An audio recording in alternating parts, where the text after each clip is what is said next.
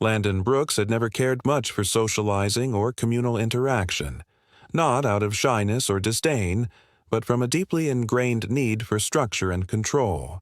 After inheriting his late uncle's plot of land on the edge of the rural district of Tremble Creek, he didn't hesitate. He packed up his modest apartment in the city, left behind his freelance cartography clients, and relocated to the place he always remembered not as lively or nostalgic, but as quiet, defined, and unclaimed by any neighborly nonsense. The land was a modest field, just under 6 acres, bordered by thick hedgerows, a single gravel access road, and a shallow natural pond that curled like a half-moon at its southern edge. The local zoning board had long classified it as low-density agricultural, but Landon had successfully submitted a notice to redefine its use as a restricted ecological study site, a title that meant nothing to most residents but allowed him to keep it untouched, fenced off, and strictly private. He didn't put up cameras, didn't patrol it with dogs, didn't build walls. He simply made the boundaries known through neat, understated wooden signage. Private land, no access. Botanical restoration zone, entry prohibited. The signs weren't meant to intimidate. They were meant to inform, and for the most part, people respected them. For Landon, space was sacred, not because it belonged to him, but because it was free of agendas, expectations, or chaos. The wild rye, the dormant black-eyed Susans, the young willow saplings near the pond. These were his companions. They didn't lie. They didn't interfere. The locals didn't quite know what to make of him, and he preferred it that way. He occasionally greeted the mail carrier with a polite nod, and once helped an elderly couple push their stalled golf cart up the hill near the county road, but otherwise he kept to himself. In town, whispers floated around the co-op and farmers market. "The man with the field," they called him. Someone once asked if he was building a bunker. Another suggested he was writing a book about soil. But none of that bothered Landon. Let them guess. His life was deliberate, and the field was his map, a living diagram of autonomy and balance, which is why, when he saw the signpost one evening while walking the northern perimeter, something shifted in his chest. It was hand-painted, with cheerful bubble letters in pink and turquoise. Event Entrance. The arrow pointed straight past his ryegrass and toward the pond.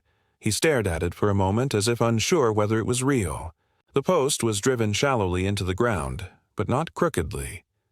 Someone had taken their time. Landon didn't touch it. He didn't need to. The way the paint curled slightly at the edges told him everything.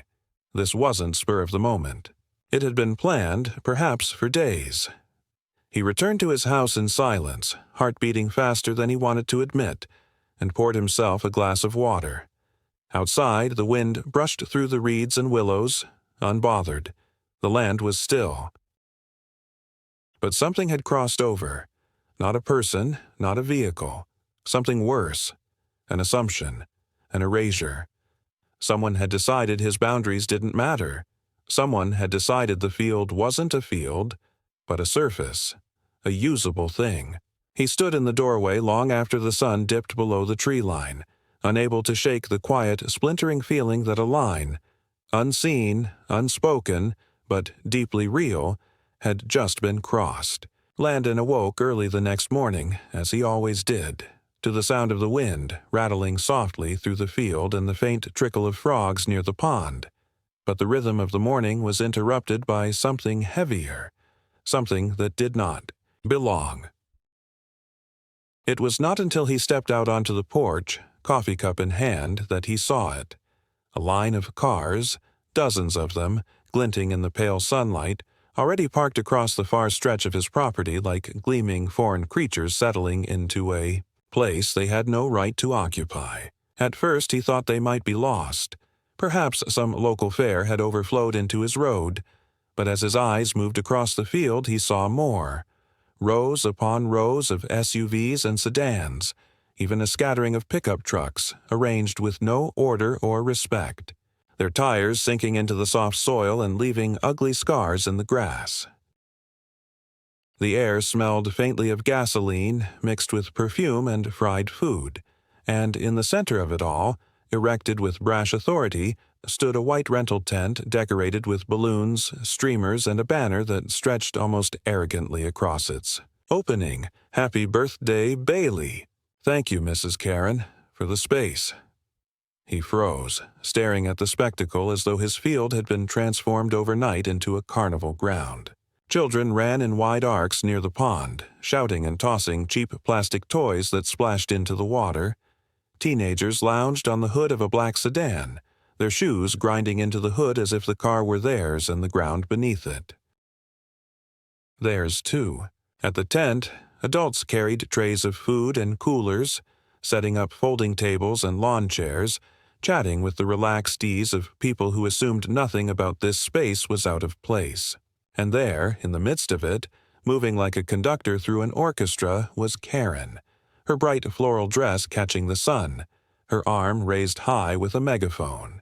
She was laughing, giving instructions, waving to arriving guests who obediently followed the event entrance sign Landon had discovered the night before. He took a long breath, the coffee in his hand cooling fast, and began walking toward the field. His boots pressed down the grass that he knew by memory, every rise and dip, every stubborn weed he had catalogued in his head over the months. Yet now it felt alien, each step a reminder that his land was no longer his alone. As he drew closer to the cars, he noticed how carelessly people had treated the property. Fast food wrappers already fluttering near the fence line, tire ruts deep enough to collect rainwater, a section of rye trampled down where someone had decided to make a shortcut to the tent. The disrespect stung more than the invasion itself. His field was not a stadium, not a blank canvas for stranger to scrawl across. It was delicate, layered, fragile in ways they could not see. At the edge of the tent, before he could even reach Karen, two teenagers in neon vests stepped in front of him. They looked hardly older than 16, one chewing gum with deliberate insolence. "Sorry, sir," one of them said flatly. "This is a private event. You can't come in here unless you're on the list." Landon blinked at him, a humorless laugh caught in his throat. "On the list?" he repeated, his voice low but steady. "This is my land." The boy smirked, tilting his head toward the tent. "Mrs. Karen said this place was rented for the day. If you're not invited, you can't stay." The second one chimed in, almost rehearsed. "She said there's been trouble before with some guy claiming the field's his. We were told to make sure no one bothers the party." The words landed like small, sharp stones in his chest. Not just the trespass, not just the arrogance, but the insinuation that he was an intruder on his own ground. Landon stared past them, catching sight of Karen at the tent, waving happily at a group of new arrivals who carried wrapped presents and balloons. She spotted him for a moment, and though her smile never faltered, she lifted the megaphone and addressed the crowd in a syrupy tone, her words directed outward but aimed like darts. "Friends, remember, please don't let anyone disturb us today. We had an issue before with a neighbor making fuss about boundaries. But today, this space belongs to Bailey and to joy, not to negativity." The crowd clapped politely, the children shouted, and Karen continued smiling, as though she had just named him a villain in some play and the entire audience had agreed. Landon did not argue with the teenagers. He stepped back, the anger settling deep in his stomach, hotter than he wanted it to be, and turned toward the road. He passed close by a silver SUV where the door had swung open and a child's juice box had spilled, staining the soil beneath. The small details seemed louder than Karen's voice. A candy wrapper stuck to the rye, a cigarette butt pressed into the dirt, the shallow tracks where a van had driven too close to the pond's edge. He thought of the signs he had put up. Calm, measured, almost academic in tone, and how invisible they must have been to these people. How irrelevant. To them, the land was just surface, free space to be claimed by the loudest. Back in his house, he dropped the now cold coffee into the sink and stared out through the window. From here, the field looked like a fairground, a swarm of motion and color where there should have been stillness. He imagined the roots beneath the soil, compacted and broken under the weight of tires, the pond water clouded by careless feet, the insects and small birds driven off by music and shouting. His hands clenched into fists without him realizing. Someone had crossed a line, and not just in trespass. They had rewritten ownership with a smile, erased his presence with a banner, and named his silence as irrelevance. It was not the invasion itself that shook him. It was the fact that Karen had made it public, communal, official in a way that transformed his land from private sanctuary into a stage where he had no voice. And standing there in his kitchen, watching strangers play and shout across his field, Landon realized with an unnerving clarity that something in his life had shifted. He was no longer the quiet keeper of a space. He was being cast without consent, as the antagonist in a play directed by someone else, and if he did nothing, that role would stick forever. When Landon returned to the field later that afternoon, the party was still in full swing, music carrying on the wind in repetitive bursts of synthetic bass, laughter spilling across the pond like waves of static, and the cars multiplying to the point where his land seemed less like a sanctuary and more like an unpaved lot outside a shopping center. He walked the perimeter quietly, almost clinically, noting the damage. The ruts, carved deeper by spinning tires as drivers maneuvered into spaces that did not exist, a patch of milkweed crushed under the weight of a pickup truck, and a set of lawn. Chairs abandoned directly in the shallow marshy area he had spent months cataloging. The sight should have enraged him, but instead it sharpened him. Emotion gave way to a precise clarity, the kind he used to experience when poring over maps late into the night, tracing every contour line until he could sense the terrain under his fingers. What he saw here was not a party. It was an invasion translated into logistics. Cars, bodies, consumption, and invasions could be answered with order. He left without a word, though a few guests noticed him, whispering in tones that carried the mocking lilt of people who thought they were safe in numbers. Back at the small house that sat on the rise above the field, he retrieved a folding table from his shed, the kind he had used for soil samples, and carried it down to the gravel entrance. He placed it directly across the road, unfolded it with calm precision, and sat down on a sturdy wooden chair. From a drawer in the shed he had taken a roll of craft paper and a black marker. Now he flattened the paper against the table and wrote in bold letters, "Private parking. $1,000 per vehicle. Payment required before departure. Violators subject to lien claims and civil recovery." He didn't embellish, he didn't decorate. The letters were large, unshakable, the way boundaries were meant to be. When he was finished, he taped the sign to the table, smoothed it with his hand, and then sat back, waiting. The first driver approached not long after, a middle-aged man in a polo shirt guiding his minivan up the gravel lane, his kids still bouncing with sugar in the back seats. The man slowed when he saw Landon at the table and the sign in front of him. He rolled down the window, eyebrows pinched with confusion. "What's this?" he asked. Landon leaned forward slightly, his tone even, almost polite. "This is my land. You have parked here without permission. Parking rates today are $1,000 per car. You may pay now, or I will record your license plate and pursue civil action for damages." For a moment the man stared at him as though waiting for a punchline, then barked a laugh that sounded brittle. "You're joking." Landon's gaze did not shift. "I'm not." Silence stretched between them, the children in the back asking their father what was going on, the smell of the field mixing with the smell of fast food wrappers on the minivan's floor. Eventually, the man cursed under his breath, dug into his wallet, and slapped a wad of bills onto the table before driving off in a storm of gravel. Landon noted the license plate anyway. Word spread quickly among the departing guests. Some laughed nervously and handed over cash, muttering about how outrageous it was but unwilling to argue. Others grew angry, demanding to see proof that he could charge them. threatening to call the police, only to falter when Landon calmly explained that the land was legally his and they were in violation of posted no trespass signage. One woman, her face flushed with indignation, tried to drive around the table until Landon stepped forward and stood in front of her car, motionless, his shadow long against the hood. She stopped, rolled down her window, and hissed, "This is extortion."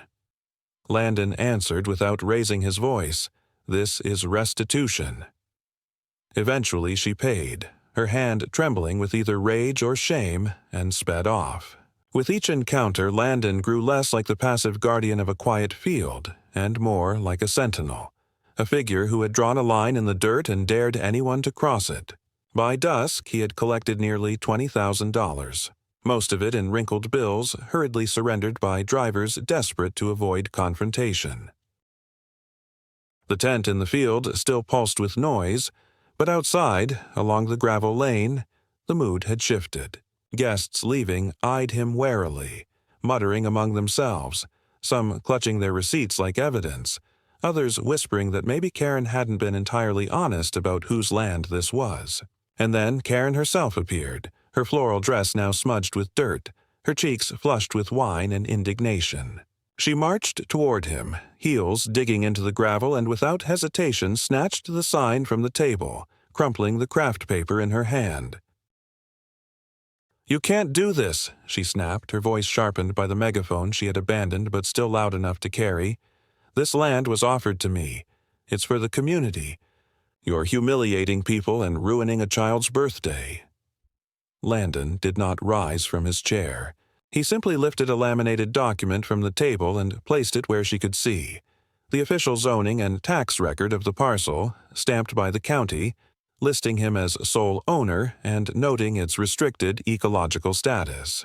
He didn't speak at first, letting her stare at the seal, at the language that contradicted every word she had been selling. Then, in a voice quiet enough that she had to step closer to hear, he said, "What you call community is theft. What you call generosity is erasure. Every car that touched this land has left damage, and I will recover every cent needed to repair it. You don't get to rewrite ownership with balloons." Karen's expression hardened, though the flicker of unease in her eyes betrayed the impact of his words. She turned, raising her voice again so others could hear, framing herself as the victim. "You see," she called to the crowd still gathered near the tent, "this is what happens when someone refuses to be part of the neighborhood. This isn't about land, it's about spite." But the effect wasn't as strong as before. A few people looked away, uncomfortable, and one man muttered something about his tires already sinking into the mud. The perfect illusion of Karen's authority had cracked. By the time the last car left, headlights vanishing into the dark road, Landon sat alone at the table, the night insects humming around him, the field behind him scarred but quiet once more. In front of him lay stacks of bills, hastily folded, smelling faintly of sweat and perfume and panic. He didn't count them. He didn't need to. What mattered was the silence that followed, the proof that when someone tried to erase his boundary, he could redraw it with his own hand, in terms they could not ignore. Yet, as he rose and folded the table back into the shed, he knew this was only the beginning. Karen had been embarrassed publicly, her control fractured, and people like her did not retreat quietly. The invasion had ended for the night, but something far larger had been set into motion, and the field, scarred with tire tracks and footprints, seemed to whisper that the true conflict was still to come.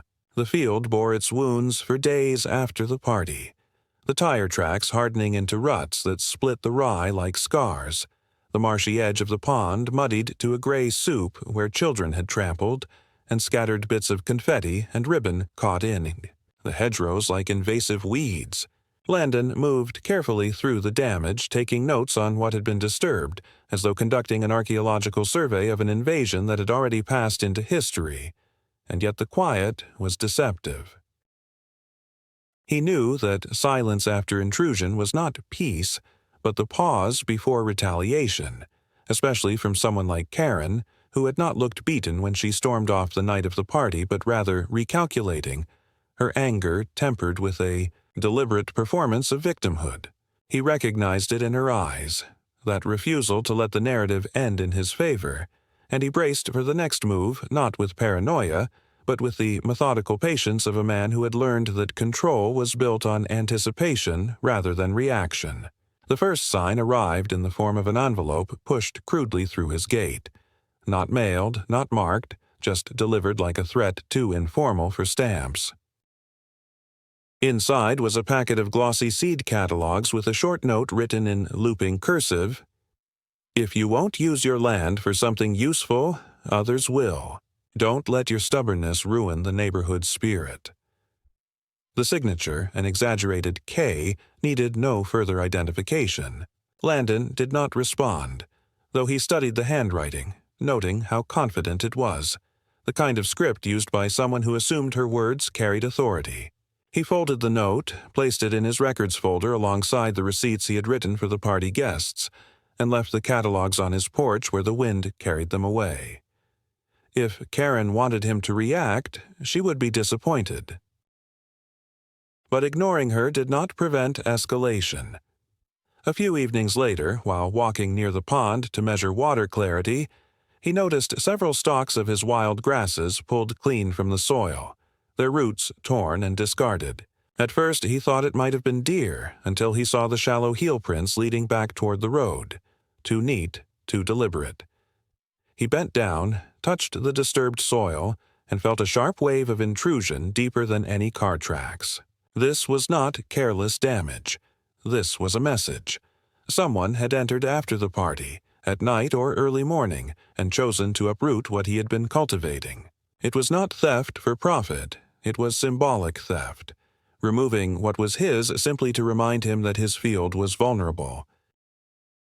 Later that same week, while taking compost to his pile behind the shed, he noticed items that did not belong. A cluster of medical waste, syringes, bandages, plastic tubing, tossed into the heap as if someone had chosen the most jarring possible contamination to place in his soil. The realization left him standing rigid, the smell sharp in the air, his sense of control punctured in a way far more personal than balloons and streamers. It was the language of sabotage. Rather than panic, Landon acted with precision. He documented everything, photographing the torn grasses, the prints, the waste in the compost pile, and logged each detail in his binder. Then he posted a new sign at the gate, this time less polite than before. The wooden plank read, "Phytosanitary Research Zone. Access prohibited under State Regulation 21. Trespassers subject to penalties."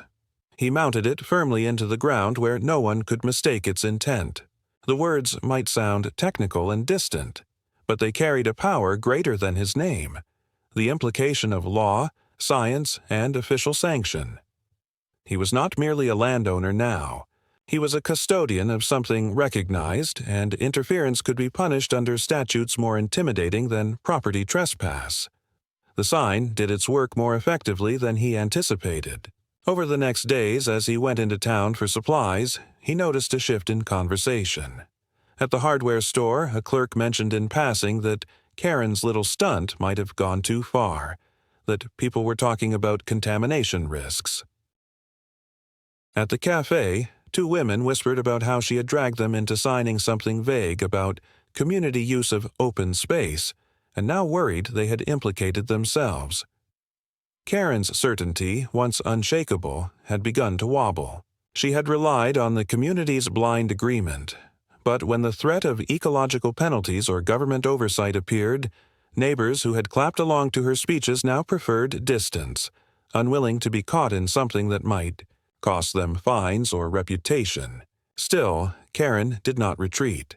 She organized a gathering outside the general store, dressing it up as a casual meeting but clearly orchestrated to rebuild her influence.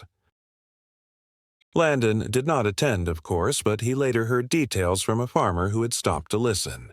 Karen had stood on a crate, her voice caring as she declared that Landon's behavior threatened the harmony of Tremble Creek. that his refusal to participate in communal life marked him as hostile, and that his supposed ecological research was nothing more than a selfish excuse to hoard land. She produced a stack of papers, demanding signatures for a petition to reclassify his field as a zone of public necessity, citing an old rural statute that allowed for eminent designation of idle land. She spoke of playgrounds, community gardens, parking relief, painting visions of usefulness over his sanctuary, erasing him with collective fantasy. But what she did not expect was hesitation. Where once neighbors might have signed without question, now many looked at one another nervously. A few muttered about regulations, about the contamination rumor, about the possibility of getting tangled in state enforcement. By the end of her speech, Karen had gathered some signatures, but far fewer than she needed, and the mood was no longer one of unity, but of quiet doubt. That night, Landon sat at his table with the window open, the cool air carrying the sound of frogs back into the silence of his property. He felt no triumph. Doubt among neighbors was not victory, merely a shift in terrain. He knew Karen would not stop with a failed petition. People like her did not back down when embarrassed. They dug deeper, sought new weapons. Yet, for the first time, he also sensed a small but meaningful tilt in perception. She had tried to paint him as the antagonist, the recluse resisting community spirit, but her overreach had exposed her manipulation. And perhaps more importantly, the field itself, with its new sign and the whispers it generated, had begun to speak with a voice larger than his own. It was not Landon against Karen anymore. It was land against control, order against presumption. He closed his binder, stacked neatly with photos, notes, receipts, and letters, and placed it on the shelf beside his uncle's old maps. Outside, the field rustled in the darkness, scarred but alive, the moonlight tracing every rut, every torn stalk, every sign of violation. For Landon, it was not despair. It was proof of what was at stake, and as he listened to the frogs and the night wind, he understood that the conflict had shifted beyond trespass and money. It was now about survival of meaning. Whether his land remained a sanctuary defined by respect, or whether it became nothing more than a stage for someone else's performance. That was the midpoint, the realization, and in the heavy silence he promised himself, Karen would not write the ending. The days that followed the failed petition did not bring relief, but a deepening of the undertow, the kind of quiet pressure that builds beneath the surface and makes every sound sharper, every shadow heavier. Landon sensed it before it materialized, in the way the road near his gate seemed busier than usual with unfamiliar cars idling too long, in the way conversations at the feed store hushed when he entered, and in the tone of a letter he received not from Karen, but from the Tremble Creek Homeowners Committee, a group he had never joined nor recognized, but which now claimed jurisdiction over his property. The letter was written in sterile legal language, accusing him of maintaining unapproved structures and unauthorized barriers impeding communal access, citing his phytosanitary sign as evidence of violation. It demanded a hearing and threatened fines if he failed to comply. He read it twice, his pulse steady, then carefully placed it in his binder alongside Karen's seed catalog note and the photos of trampled soil. The committee had become her new weapon, a tool to dress her intrusion in the guise of regulation. Landon did not rush to respond. Instead, he contacted the county office requesting a certified copy of his parcel's zoning records and a statement confirming that no homeowners association had jurisdiction over his land. When the clerk at the county laughed softly, noting that his property had been excluded from the HOA map decades ago, he asked for the documents in writing, stamped and sealed. Bureaucracy, when wielded precisely, could be sharper than anger. With these papers in hand, he prepared for the inevitable confrontation, knowing Karen would not accept legal boundaries any more than physical ones. Her counterattack came not in letters, but in people. One morning, Landon found the gravel lane blocked by a truck unloading piles of soil and lumber, the workers insisting they had been contracted by the neighborhood to build a temporary playground on what they described as unused community space. When Landon asked for the order, the foreman shrugged, showing him nothing more than a handwritten note signed K. M., with instructions to deposit materials near the pond. Landon stood silently, staring at the stack of beams and the pile of sand dumped like a wound into his field, then told the men flatly they were trespassing.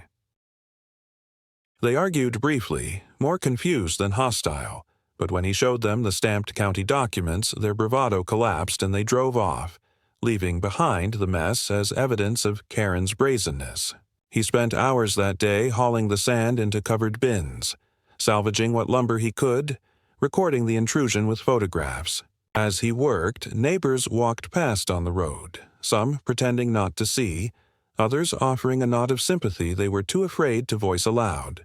The community was shifting, fracturing quietly between those who admired Karen's energy and those who had begun to realize her enthusiasm was merely domination painted in bright colors. Landon did not depend on their support, but he noticed the glances, the hesitation, the small cracks in her influence. That evening, as he sat at his table reviewing his binder, he found himself considering the inevitability of escalation. Karen had already moved from trespass to sabotage, from manipulation to official complaints, from parties to unauthorized construction. The pattern was clear. She would not stop until she broke him, or until he drew a line she could not cross.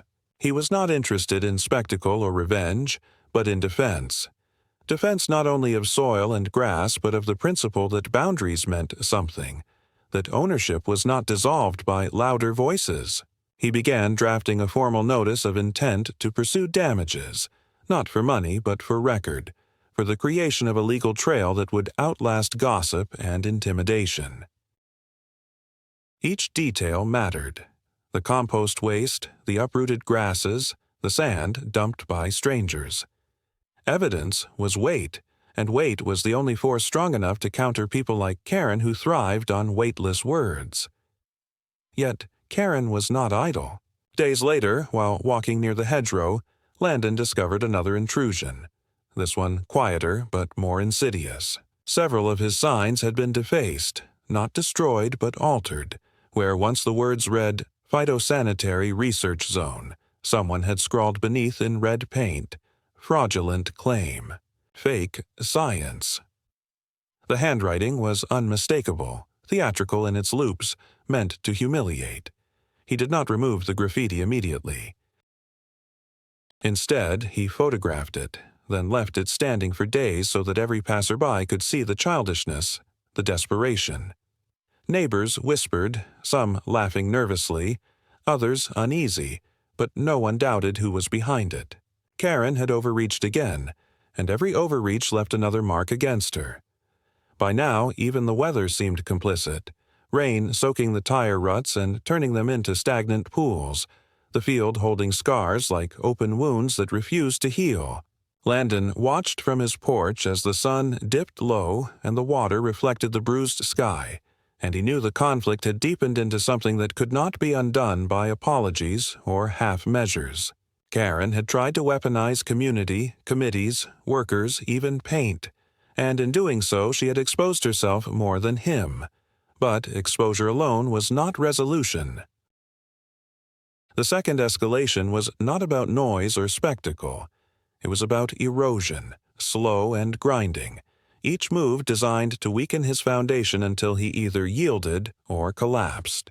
He set his binder aside, poured himself a glass of water, and stood at the window, the field stretching before him in the dusk. It was scarred but unbroken, and so was he. The fight had shifted beyond trespass into the realm of law and strategy, and Landon understood with perfect clarity that he could not wait for Karen to burn herself out. He would have to push back with equal precision, not in anger but in the steady, undeniable language of ownership and law. The escalation had revealed the scale of the war. What came next would determine who wrote the story of the land. the woman who spoke of community but sought control, or the man who asked for nothing but the sanctity of silence and respect. The confrontation that had been building for weeks arrived not with shouting or dramatic gesture, but with the arrival of a plain white envelope bearing the seal of the county court. Landon opened it at his kitchen table and read through the complaint filed formally in Karen's name, accusing him of fraudulent land use, illegal charging of parking fees, and obstruction of community access. The document was a clumsy mixture of distortions and inventions. It described his field as traditionally used by residents for overflow parking, painted his phytosanitary signs as false attempts at intimidation, and even included a list of supposed witnesses prepared to testify that his behavior was dangerous to neighborhood harmony. As Landon read the words, he felt the weight of them not as fear, but as recognition. This was Karen's final play, the moment when she tried to transform her campaign of intrusion into an official rewriting of reality. He gathered his binder, heavy now with weeks of evidence, the photos of tire ruts, the receipts from cars that had paid him restitution, the certified zoning documents, the letter from the county clerk affirming that his land had never fallen under HOA jurisdiction, and the photographs of defaced signs. Each page was a counterweight to the lies on Karen's complaint, and as he placed them in order, his mind settled into the same calm rhythm he felt when charting maps. Boundaries, lines, terrain.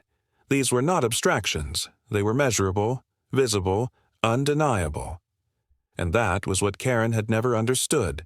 Her words could fill rooms, but they could not alter soil, ink, or law. The hearing was scheduled 2 weeks later in a courthouse that smelled faintly of dust and varnish. Landon arrived early, binder in hand, his shirt plain, his demeanor steady. Karen entered with her usual flourish, dressed to impress, surrounded by a handful of neighbors who looked less like supporters and more like reluctant participants dragged into her theater. She avoided his gaze, but her posture radiated the same confidence she wore at her party, the assumption that performance could bend reality to her will. When the judge called the case, Karen's lawyer launched into a speech dripping with indignation, painting Landon as a recluse who had taken advantage of trusting neighbors, who had extorted them under false pretenses and invented a research designation to keep others from enjoying open space. He waived the petition Karen had gathered, the witness statements, and described Landon's parking charges as a scam conducted under the cover of pseudo-legal language. The courtroom buzzed faintly with the rhythm of his rhetoric. The performance. Polished but hollow. Then it was Landon's turn. He did not raise his voice. He opened his binder and laid out the certified documents one by one, the stamped zoning map, the exclusion from HOA jurisdiction, the notarized copy of his ecological registration. He presented photographs of the damage to his soil, of the sand dumped illegally, of the medical waste left in his compost. He produced the receipts he had written for each departing driver, each signed voluntarily in order to leave without police involvement. He did not embellish, he did not perform. He simply laid the evidence before the judge in the same way he would lay out a map, letting the lines speak for themselves. As he spoke, a shift spread through the room. The neighbors Karen had brought as allies began to fidget, some avoiding her eyes. The contrast between her dramatics and his precision was stark, and it became harder by the minute to believe her narrative when the weight of documentation pressed against it like stone. When the judge interrupted to ask Karen's lawyer whether he had any certified evidence contradicting the zoning documents, the man faltered, flipping through papers that contained only signatures and hearsay. The decision was delivered firmly and without delay. The court dismissed Karen's complaint in full, ruling that Landon's actions had been within his legal rights as property owner, and went further by recognizing the validity of his ecological designation, warning that further interference by neighbors could be subject to penalties under state law. The judge even noted the irony that Karen had attempted to accuse Landon of fraud while her own actions, defacing signs, staging unauthorized construction, Filing petitions based on misrepresentation amounted to harassment.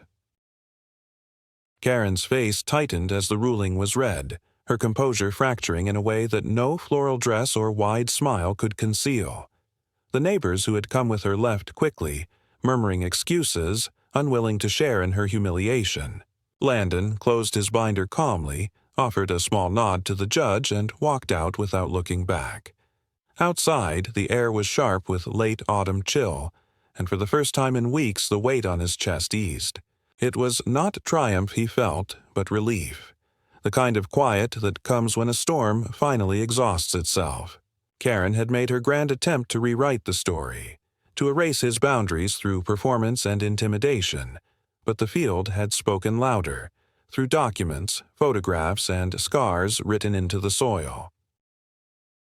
He walked back to his truck with the certainty that while she might still seethe, her power had fractured, exposed for what it was: noise without weight, theater without truth.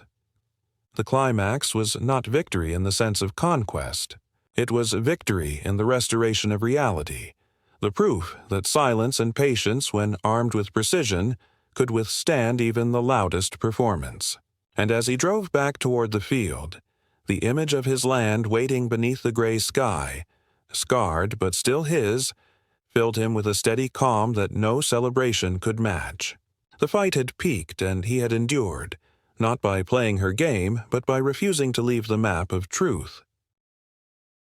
When Landon returned to his field after the hearing, the silence greeted him with a depth that felt heavier than sound, as though the land itself had been waiting, holding its breath through every intrusion and argument until it could finally exhale. The scars were still there. The ruts hardened into uneven lines, the edges of the pond marked by footprints that would take months of growth to erase, and yet in that moment they no longer appeared as wounds but as reminders of what had been endured and survived. He set his binder on the table by the window, not as a trophy but as a record, the map of a struggle fought not with spectacle but with precision, a document of boundaries defended line by line. Karen did not approach him again. For weeks he saw her at a distance, her walks through the neighborhood less commanding, her posture less theatrical. Her circle of followers thinned to almost nothing. Where once her voice carried across fences, now she lingered in doorways, her energy spent on quiet complaints that no longer found purchase. The neighbors, cautious but not unfriendly, began to shift their gaze toward him differently. They no longer looked at him as a recluse to be pitied or a problem to be managed, but as a man who had drawn a line and held it with unshakable steadiness. Some nodded at him in passing. Others left baskets of produce or bread by his gate without words, small gestures of acknowledgement that did not demand gratitude. He did not invite them in, nor did he close the door against them. He let the gestures exist as they were, tentative offerings of respect. Through winter he walked the field daily, scattering seed where the rye had been torn, reinforcing the banks of the pond with care, and watching slowly as the land began to recover, patient in its resilience. The laughter and engines were gone, replaced again by the wind threading through the reeds, by the quiet rhythm of frogs returning to the water, by the measured hum of space restored to itself. What had once been threatened now seemed stronger for having endured, not because it was invulnerable, but because it had proven its capacity to resist erasure. Landon did not celebrate, nor did he boast. His victory was not the humiliation of Karen or the silence of gossip, but the simple return of balance, the knowledge that the land remained his to protect, and that respect, once forced into recognition, could not so easily be undone. The story ended not with applause or reconciliation, but with the quiet image of a man walking the perimeter of his field at dusk, the boundaries intact, the sky darkening above, and the certainty within him that silence, once defended, becomes stronger than any voice raised against it.